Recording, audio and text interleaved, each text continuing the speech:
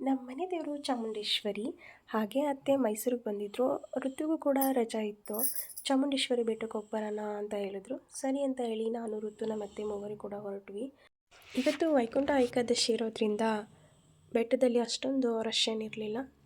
ದರ್ಶನ ಎಲ್ಲ ಅಚ್ಚುಕಟ್ಟಾಗಿ ಮಾಡಿಕೊಂಡು ಅಷ್ಟೊಂದು ರಶ್ ಇಲ್ಲದೆ ಇರೋ ರೀಸನಿಂದ ಯಾರೂ ನೂಕಾಡ್ದೇನೆ ನೀಟಾಗಿ ದರ್ಶನ ಮಾಡಿಕೊಂಡು ಪ್ರಸಾದನ ತೊಗೊಂಡು ಹೊರಗಡೆ ಬಂದ್ವಿ. ಹಾಗೆ ಋತು ದೇವ್ರಿಗೆ ಪೂಜೆ ಮಾಡಬೇಕು ನಾನು ಅಂತ ಹೇಳ್ದ.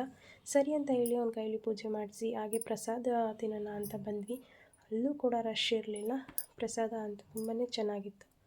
ತಾಯಿ ಚಾಮುಂಡೇಶ್ವರಿ ಪ್ರಸಾದ ಯಾವಾಗಲೂ ಚೆನ್ನಾಗಿರುತ್ತೆ. ಪ್ರಸಾದ ತಿನ್ನೋದಕ್ಕಿಂತ ಮುಂಚೆ ಎಲ್ಲರೂ ಪ್ರಾರ್ಥನೆ ಮಾಡಿ ಅಂತ ಹೇಳಿದರು. ಅದನ್ನು ಕೇಳಿ ನನಗೆ ತುಂಬಾ ಖುಷಿ ಆಯಿತು. ಹೊರಗಡೆ ಬರ್ತಿದ್ದಾಗೇ ಬಸ್ ಇತ್ತು. ನಾನು ನಮ್ಮ ಅತ್ತೆ ಋತು ಮೂವರು ಕೂಡ ಮೈಸೂರಿಗೆ ಬಂದ್ವಿ. ಬಂದಮೇಲೆ ಅವರು ಬ್ಯಾಂಗ್ಳೂರಿಗೆ ಹೊರಟರು. ನಾನು ಋತುನ ಕರ್ಕೊಂಡು ಮನೆಗೆ ಬಂದೆ.